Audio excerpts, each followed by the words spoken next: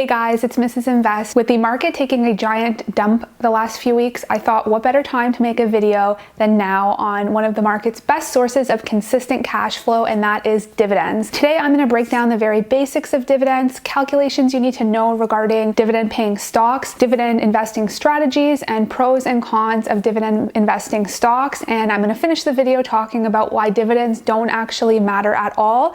So stick around and let's get right into it. By the way, if you're not subscribed already, please subscribe if you are interested in seeing more videos about investing for financial independence right here in Canada. So starting with the basics, what on earth is a dividend? Well, when you buy shares in a stock of a company, you become a tiny part shareholder of that massive company. And when the company posts a profit, you as a shareholder are entitled to your small section of that profit. And companies can pay out profits in a variety of ways to their shareholders. One really common way that they can pay out profits is by reinvesting their profits into themselves in order to make them a bigger and a better company. And what you'll see as a shareholder is that the stock price will go up. So it will be called a capital gain or a capital appreciation. Another really common way is through dividends, which is what this whole video is going to be about. And that's where the company will pay out cash to their shareholders. Another way that they can return profits is through distributions. And these are pretty similar to dividends in the sense that you're getting cash, but there's some differences related to tax and things like that.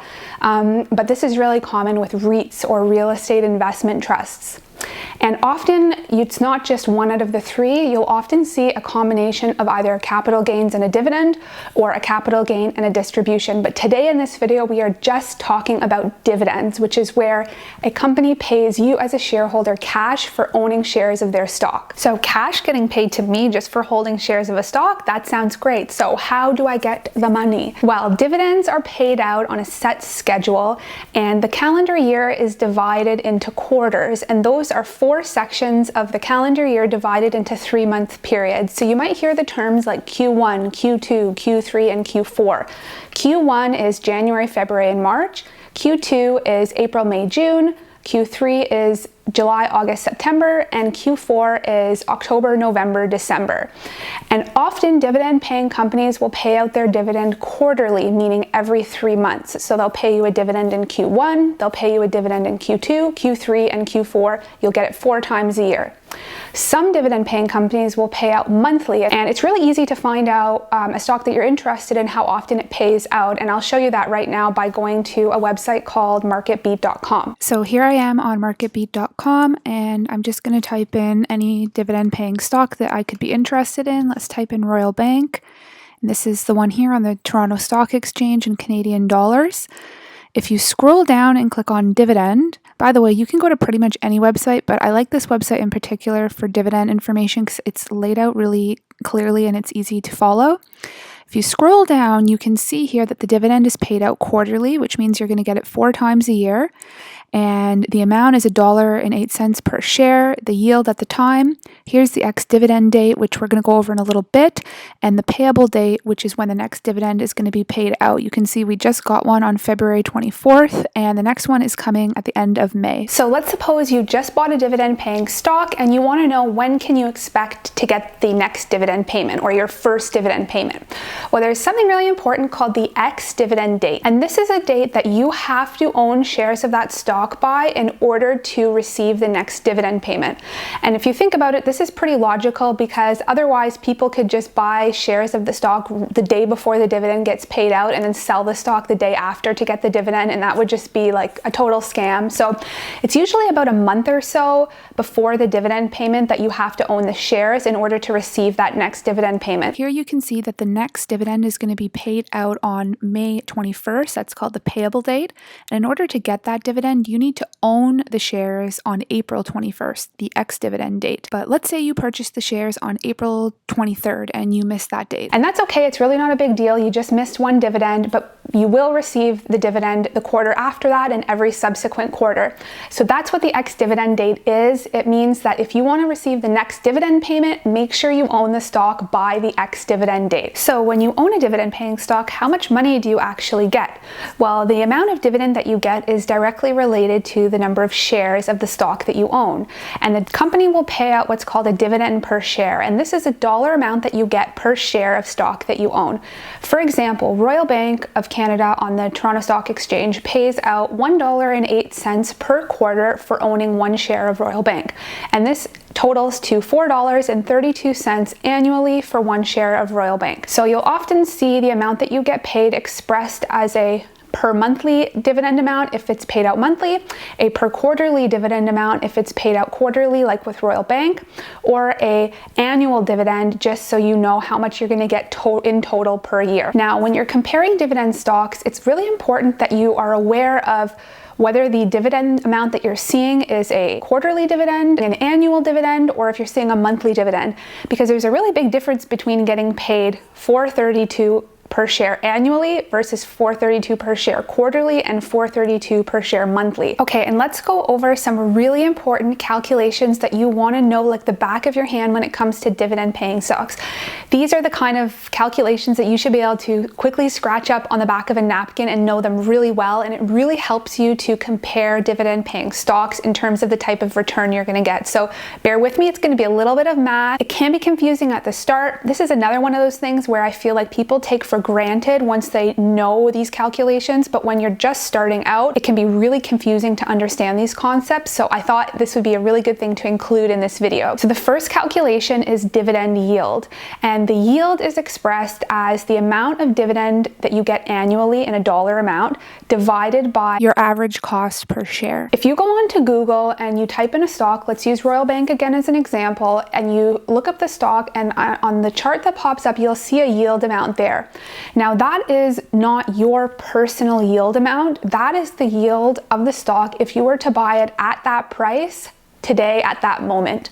So everybody's dividend yield is going to be different because the yield depends on how much you paid for the stock. That's the denominator in the equation. The dividend that the company pays out is a constant, but what you paid for the stock is going to vary greatly. For example, during the plague this year, Royal dropped down to $78 a share. Right now it's trading well over 100. So you're going to have a big difference in yield depending on whether you're dividing by $78 a share or by over $100 per share. So that's a pretty simple calculation if you bought all the shares at the same price, which is honestly not that realistic. Most people are probably going to nibble away at shares over a long period of time and buy in at many different prices. So how do you calculate your dividend yield if you've bought at many different prices? So let's say you own 500 shares of Royal Bank. Each share pays you an annual dividend of $4.32. That means per year, you're going to get $2,160 in dividends. Let's say you bought 200 shares at a price of $81. That means your cost for those shares is $16,200. And let's say you bought 300 shares at $108 a share. That means your cost for those shares is $32,400. So if you add those two blue numbers up, that is your total cost that you've paid with your own money to acquire 500 shares of this stock. Now, you know that you're getting $21.60 a year in annual dividends. So $21.60 divided by your total cost of $48.6 gives you your 4.44% dividend yield. And you can see that this yield is different than the one that I just showed you of 3.99% because it's entirely dependent on how much you paid for the shares that you own. The next calculation is total dividend, and this one is really easy, and it's really nice to know because it tells you how much in dollars are you getting per year from your dividend paying stocks. And this is a really good calculation if you're someone who is relying on this income and cash flow in order to sustain your lifestyle. You want to know how many dollars are coming in every quarter or every month, right? So this one's really easy. It's just the number of shares that you own multiplied by the annual dividend amount. And that will give you the number of dollars per year that you're getting in dividend from that company. And if you do this for all the dividend paying stocks you own, it gives you a really good picture of how much total dollars you're getting in passive cash flow every single year. And the last calculation is yield on cost. And this is probably my favorite calculation because, like a fine wine, it gets better with time. So the yield on cost is your annual dividend amount per share divided by your average cost per share. And at first this sounds like pretty similar to dividend yield. What's the difference? Well, the difference is dividend paying stocks, if you invest in good quality dividend paying stocks, often what you'll see is over time the company raises the dividend. And I'm going to get into this more later in the video, but for the purposes of this calculation, just assume that over time the company raises the dividend, but you still paid that same price for the stock. So let's say, again, I bought Royal at $81 a share, and the dividend today is $1.08 per share quarterly, but the dividend per share a couple years from now might be $1.25 quarterly, but I still only paid $81 a share to get that raised dividend. And so over time, your yield on cost goes up because as the company raises the dividend, that numerator is increasing, but the denominator is staying the same. So your yield goes up over time. This is one of the most exciting things about dividend paying stocks, in my opinion, is when they raise the dividend, because you don't have to do anything. You just have to keep holding onto the shares, and the company is paying you more as the years go on, provided that it's a company that has a good track record of raising their dividend. And so when you buy the shares when you're a young lassie like me, you might be getting a 5% yield initially, and then by the time you're an old grandma, you're getting 10%, maybe 12% yield. And let's say you have that in a TFSA, that's a tax-free yield, 10-12% yield, consistent cash flow, passive income. It's fabulous. We like it. We like the stock. We like the stock. So now that we're on the topic of yield, let's talk about the difference between yield and the stock price. So the yield that you get and the stock price are inversely related, meaning if the stock price goes up, your yield instantly goes down because you're paying more for the stock, but you're getting the same dividend. Conversely, if the stock price goes down, like during a correction or a market crash, your dividend yield goes up instantly because you're paying less to get that same dividend amount in dollars. So, pro tip, and this is my personal strategy, I'm not saying this is right for everybody, but this is what I do. I like to buy, I don't know if buy is the right word, hoard. I like to hoard dividend paying stocks during market corrections. And pretty much outside of those corrections, I don't really buy dividend paying stocks. So for example, during the past year, during the plague, Royal Bank dropped down to $78 a share. And I picked up quite a few shares at about $81. And the reason I like to do this hoarding during market corrections is for the exact purpose of dividend yield. So if I can get the shares cheap, my yield from day one is a lot better than if I were to buy Royal today at 100 and something or whatever it is now. So that's my personal strategy. I kind of stay away from dividend paying stocks unless there's a big correction. And then when there is a correction, I dive right in and I pick up a lot of shares. That might not work for everybody, but that's what I do, and it's worked out pretty well for me. And now that we're on the topic of purchasing more shares, I would be remiss if I didn't talk about the DRIP program. So the DRIP program stands for Dividend Reinvestment Program. And what this means is through your brokerage, if you sign up for a DRIP, instead of the dividend getting paid out to you in cash, that cash will automatically go to repurchase more shares of that same stock commission free. And the pros of the DRIP program are that you save the commission cost in reinvesting, and it's pretty mindless. You don't have to pay attention to anything. It just automatically happens for you. And a really awesome thing about the DRIP program, in my opinion, is if you're getting out a small dividend payment that's just enough to, let's say, repurchase one share, it saves you on paying that whole commission just to buy one share. So let's say, for example, with Royal Bank, if you get paid out $125 dividend quarterly, that's enough to buy one share of the stock. So imagine taking that $125 and then having to pay a whole $10 commission to repurchase one share. You know, it really eats into your return doing that. So by having the dividend payment reinvested automatically, the commission is $0. There's no cost, and so you can reinvest that whole dividend. If you get a payment and it's not always going to be exactly the equal to the price of shares. So let's say you get, $125 of a dividend and Royal Bank is trading at 100. They'll automatically reinvest that 100 to buy one share and then pay you out the remainder, that remaining $25 in cash. Another benefit of the DRIP is sometimes the stock will have a program where you get a discount on the share price if you're enrolled in a DRIP. So you might get like 2% off the share price by purchasing through the DRIP. I find that the discounts on the share prices are becoming less and less frequent for whatever reason, but they do still exist. Now, just like anything that has a pro, there's cons to the DRIP program as well, and I personally don't DRIP my stocks because of these cons. The big con of the DRIP program is that you don't have, it's kind of a double-edged sword, it's a pro and a con. Because it's done automatically, you don't have any control over the price that you reinvest at. So whatever the market price is when that dividend is paid out, that's what you're paying per share. And as I've already said, I like to buy dividend paying stocks during corrections when the price is cheap.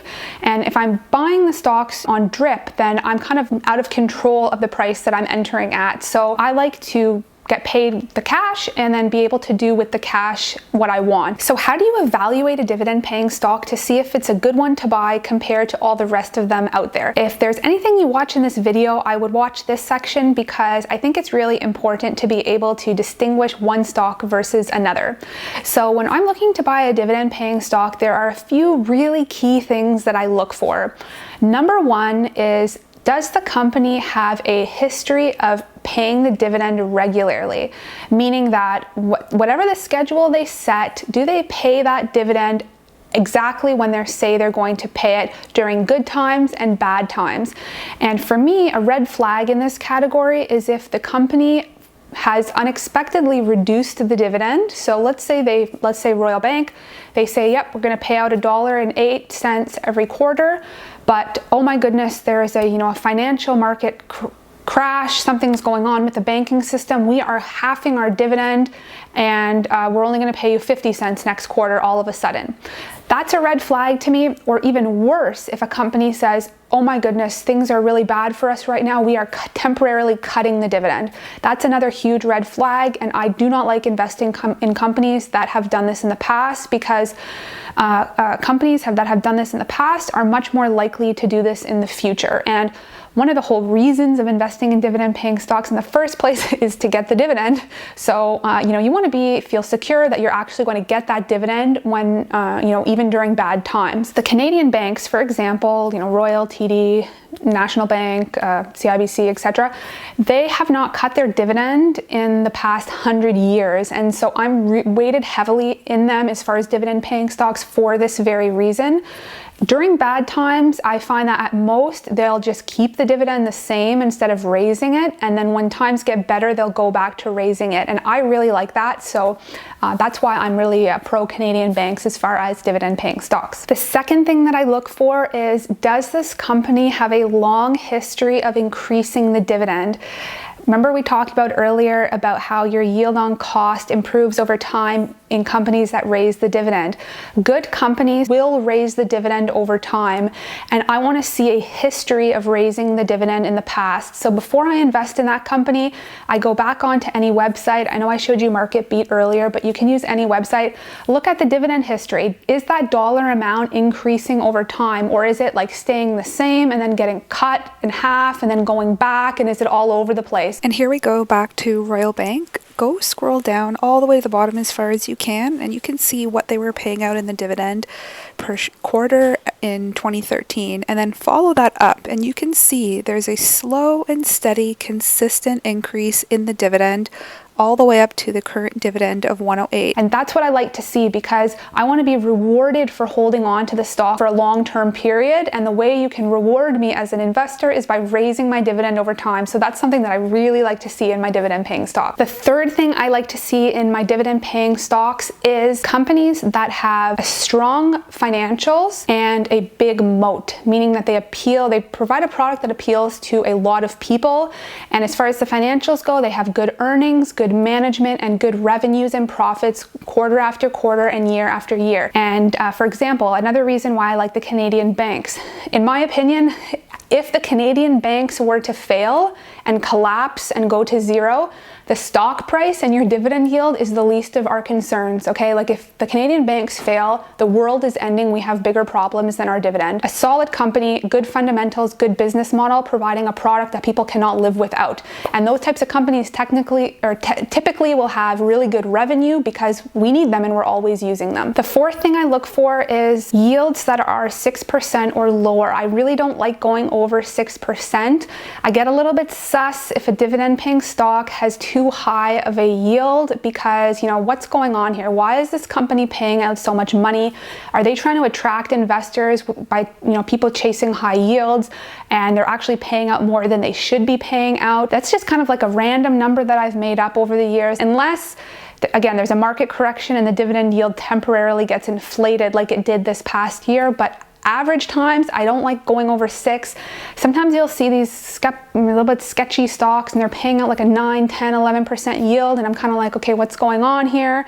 I just don't like it. I stay away from it. The fifth thing that I like to look for is a payout ratio that is no higher than 50 to 60%. And what this means is that I don't want the company paying out every cent that it earns to shareholders, because then there's nothing left for the company to reinvest in themselves. If there's a payout ratio that's really high, like 100% or even worse, over 100%, the company's paying out more money than it's actually producing in profits. And this is just not sustainable. The dividend is going to get cut inevitably.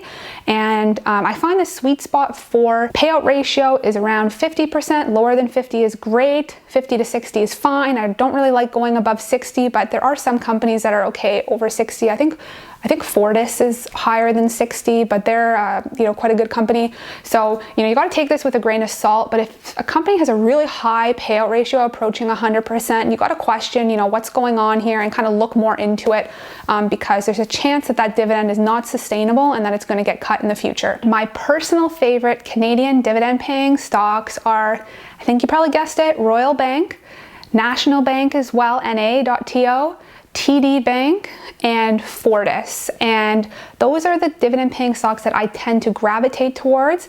There are a lot of really good other ones, and there's nothing wrong with them, but I just don't personally have. And finally, let's talk about the pros and cons of dividend paying stocks and why dividends don't actually matter. So the pros of dividend paying stocks are that you have consistent cash flow. You have cash coming in every quarter, and that is a really nice thing, especially if you need this passive income to live on, or just having passive income coming in during market crashes when your growth stocks have taken a beating. You still have cash coming in that then you can reinvest into more either dividend paying stocks or more growth stocks. So it's nice to have that passive cash flow. The second nice thing about dividend paying stocks is it's just very psychologically nice to see money coming in. It just appeals to our human psychology. You know, you're doing nothing and then you see that dividend payment and you're like, wow, that's awesome. When it comes to quote unquote safe investments, you know, there's nothing safe when it comes to equities in the stock market. But if you look at dividend yields on really good quality dividend paying stock versus bonds, you're going to get way better of a yield than you will with bonds. Bond yields right now are in the toilet. Dividend paying stocks provide a really nice passive income cash flow while being relatively safe. And the fourth pro of dividend paying stocks is that there are many tax advantages to dividends in Canada. Now, this is a whole video in itself as far as dividends are taxed. Let me know in the comments if you guys want to see a video all about Canadian taxes when it comes to dividend payments. It's a pretty interesting topic actually. We get the Canadian dividend tax credit, and this video is already getting really long, so I'm not going to get into it, but there are tax advantages to getting dividend payments. So what about the cons of dividends? Well, in order to get that nice consistent cash flow and those awesome quarterly payments just coming to you, you have to give something up. And what you usually give up with dividend paying stocks is capital appreciation, capital gains, or in other words, an increase in the stock price. So often you'll see with dividend paying stocks is they will often trade sideways for many years, or maybe slightly increase in capital appreciation, because instead of that company reinvesting in itself in order to improve the business in terms of making more money, like you will see with growth stocks whose charts will often go up at a much steeper angle, dividend paying stocks are paying out a lot of their profits to cash to their shareholders. So you don't get that capital gain increase in share price that you would in a stock that doesn't pay out as high of a dividend. So you get one thing, but you're kind of losing another when it comes to dividend paying stocks. And this is a reason why I think it's not good to invest solely in dividend paying stocks, because by doing this, you're often missing out on a lot of really great growth companies and growth assets. The second con is you're pretty much at the mercy of that company for getting the dividend payment, and the company can cut the dividend or reduce the dividend whenever they want. Like I said, there's ways to reduce this risk by investing in companies that have a strong track record of not doing that, but still, in theory, it's possible. The company can cut the dividend or reduce it whenever they want, so that's a risk you take with dividend paying stocks. The third con is that the tax strategies and tax advantages that currently exist with dividends could change in the future. So you don't know what could happen with the Canadian tax code. They could decide, you know, hey, we have to pay back all this debt, we're not going to treat dividends as favorably, and that can really affect your returns as far as the taxes on dividends. And the fourth con of dividend paying stocks, which is why dividends don't actually matter, is that as a shareholder of a company, you are going to get a return in some fashion. So although it's nice psychologically to be getting a cash payment, there is literally no difference to getting a dividend or having the share price increased over time and selling your shares in retirement to generate cash flow versus getting a dividend payment. Some people might even say that dividends are worse because you get those dividend payments quarterly every single month, and unless those stocks are held in a tax advantaged account, you are immediately paying taxes on those dividends. Whereas let's say you hold a growth stock that doesn't pay out a dividend, you don't pay any tax on that stock for as long as you hold it until you end up selling it. So you're able to just compound the growth and the capital appreciation tax-free until you decide to sell. The other reason that dividends don't actually matter is if you took any period of time that's long enough in the stock market and you compared investing in a dividend paying stock with a certain dollar amount, let's say $10,000 invested in Royal Bank in 2000, and you invested $10,000 in a broad market ETF, let's say VTI or VFV or VUN, the US S&P 500 or US total market, and you reinvested the distributions from those ETFs with the same dollar amount, $10,000 bought in 2000, and let's say you held both of them for 20 years, both of them dividends reinvested, the person who invested in the broad market ETF will have had greater returns overall. So although this person who invested in the dividend paying stock has had that nice cash coming in every month, you know, it feels so good, you're getting paid, your returns over a long enough period of time almost certainly will be lower with the dividend paying stocks. And so that is a big reason why dividends don't matter. What matters is your total return, and investing exclusively in dividend paying stocks, you are often going to do worse than if you had just invested in the broad market. Now, of course, there's so many things that are related to this. Did you actually reinvest the dividends, or did you spend them at Taco Bell? Did you panic sell? Did you miss periods of time where you actually were reinvesting? There's so many factors, but assuming you did the same thing equally, reinvested over a long period of time, you're going to do better in the broad market than a dividend paying stock 99% of the time. So sorry to crush your dreams at the end of the video, but I think it's important to say that dividend paying stocks are not some holy grail of, magic money. At the end of the day, it's just another way to get returns from a company. They're a good part of a portfolio. I personally would not hold only dividend stocks in my portfolio because you're going to miss out on a lot of great growth. I hope this video was interesting to you guys. I hope you learned something. I hope that it was explained in a way that's easy to understand.